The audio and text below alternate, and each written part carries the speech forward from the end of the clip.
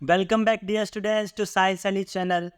तो हम हमारा चैप्टर नंबर जो 7 था रिप्रोडक्शन का वो पढ़ रहे थे। पिछली वीडियो हमने देखा था अलग अलग असेक्सुअल मेथड के बारे में। 2 हमने मेथड पढ़ लिए। अभी हमारा थर्ड मेथड है रीजनरेशन का, तो इसके बारे में हम इसमें देखते हैं। ठीक है, this is an asexual reproductive method used by multicellular simple organism. पिछली वीडियो में मैंने आपको समझाया था कि मल्टीसेलुलर सिंपल ऑर्गेनिज्म का मतलब होता क्या है। मल्टीसेलुलर का मतलब क्या होगा कि वो एक सेल नहीं, एक से ज्यादा सेल्स से बना हुआ होगा। ठीक है, सिंपल का मतलब यहाँ पे है कि उसमें बहुत सारे टिश्यूज और ऑर्गन्स नहीं होंगे, बहुत सिंपल सा स्ट्रक्चर होगा। हम ह्यूमन है, हम ह्यूमन क्या है, मल्टी सेलुलर कॉम्प्लेक्स ऑर्गेनिज्म है हम, कि हमें ऑर्गन्स है, अलग अलग टिश्यूज है, अलग अलग काम करते हैं वो टिश्यू और ऑर्गन्स। ठीक है, बट ये उन ऑर्गेनिज्म के लिए है जिनमें मल्टी सेल तो हो बट वो सिंपल हो, यानी कि ज्यादा कॉम्प्लिकेटेड उनका स्ट्रक्चर ना हो। ठीक, ये हमने बात की थी पिछले वीडियो में, हमने देखा था। सेम इसके अंदर सेम डेफिनेशन है, यहां तक पहला डेफिनेशन सेम। अब इसका प्रॉपर डेफिनेशन क्या है? Regeneration is one of the process in which if an organism is cut into several pieces, each of part regrow into the original state। Regeneration में क्या होता है कि कोई भी ऑर्गेनिज्म है अगर वो टुकड़ों में टूट जाए तो हर एक टुकड़ा एक नए ऑर्गेनिज्म में बन जाएगा। समझो कि कोई ऑर्गेनिज्म, कोई कीड़ा है जो बहुत सारे टुकड़ों में टूट गया। अब जितने उसके टुकड़े टूटे हैं वो सारे के सारे टुकड़े उसके बच्चे हो जाएंगे, यानी कि वो बड़े होंगे और वो पूरे के पूरे उस कीड़े की तरह दिखने लग जाएंगे। ये था हमारा रीजनरेशन का प्रॉपर डेफिनेशन। ठीक, regeneration occurs in organism like hydra, flatworm, tapeworm. देखो, हाइड्रा का स्ट्रक्चर कुछ ऐसा होता है, अब जैसे आप नाम से ही समझ सकते हैं कि ये पानी में मिलेगा।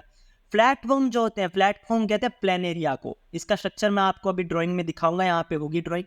टेपवर्म, टेपवर्म में पतले से कीड़े होते हैं, जो हम कहते हैं ना कि पेट में कीड़े हो गए हैं, वो ये टेपवर्म्स होते हैं। ठीक है, तो जो टेपवर्म है अगर एक कट वट जाए तो ये नए ऑर्गेनिज्म में फिर से बड़े हो जाते हैं वो कटा हुआ पार्ट। इसलिए टेपवर्म बहुत हमारे लिए वैसे हानिकारक नहीं है, बट कुछ केसेस में ऐसा होता है कि हमारे ऑर्गेन्स में जम जाएंगे तब हमें दिक्कत देते हैं। फ्लैटवर्म्स कहाँ होते हैं? फ्लैटवर्म्स हमने कहा प्लेन एरिया, ये भी पानी में आपको दिख जाएंगे या फिर कोई भी लैंड एरिया पे। ये है हमारा प्लेन एरिया का स्ट्रक्चर। आपको एग्जाम में फ्लैटवर्म आया, प्लेन एरिया है, दोनों का मतलब सेम है। देखो, ये अलग टाइप के प्लेन एरिया। अब समझो इस प्लेन एरिया का पीछे का भाग कट गया, मतलब ये है। अब ये धीरे धीरे धीरे धीरे धीरे ये पूरा का पूरा बड़ा हो जाएगा, पूरे के पूरे प्लेन एरिया में कन्वर्ट हो जाएगा। यहाँ पे इसकी 2 आइज। ठीक है, ये हमारा प्लेन एरिया का।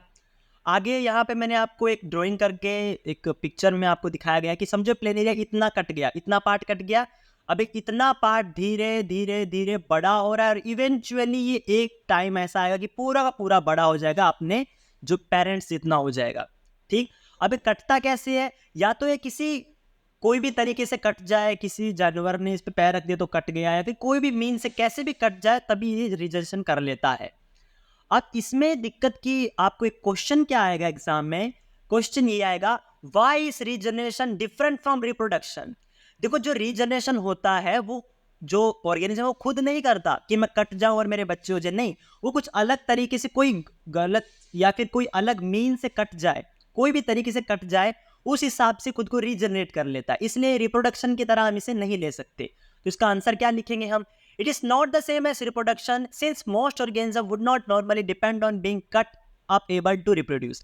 अब सीधी सी बात है, को सारे के सारे मल्टीसेलुलर ऑर्गेनिज्म कट के तो अपने बच्चे पैदा नहीं कर सकते। ऐसा तो है नहीं कि मैं इंसान हूं, मैं अपना हाथ काट दूं तो फिर मेरा एक एक उसमें से ऑर्गेनिज्म, एक पूरा का पूरा ह्यूमन वापिस आ जाएगा या फिर पूरा का पूरा ह्यूमन बन जाएगा। ये सब चीजें इम्पॉसिबल है दूसरे मल्टीसेलुलर के लिए। तो ठीक है, तो ये हमारा इसका प्रॉपर आंसर है। आगे हम लिख सकते हैं कि ये जो प्रोसेस है रीजनरेशन का, ये कुछ स्पेसिफिक सेल ही कैरी आउट करते हैं, और जिन ऑर्गेनिज्म में स्पेसिफिक सेल होते हैं वही रीजनरेशन कर सकते हैं, जैसे हमने देखा फ्लैटवर्म, टेपवर्म और हाइड्रा में। ठीक, और ये कहाँ कौन से ऑर्गेनिज्म में होते हैं? जिनमें बहुत सिंपल स्ट्रक्चर हो और कम स्पेशलाइज सेल हो। यही बात है, मल्टी सेलुलर सिंपल ऑर्गेनिज्म में ये होता है। तो ये हमारा बहुत इंपॉर्टेंट क्वेश्चन है जो एग्जाम में आता है कि रीजनरेशन रिप्रोडक्शन से अलग कैसे है, क्योंकि ये सब के सब नहीं कर सकते, कि ये बहुत एबनॉर्मल बात है कि कोई भी कट के अपने न्यू जनरेशन को आगे बढ़ाए। ठीक है, हमारा ये रीजनरेशन का टॉपिक खत्म हुआ। Thank you very much.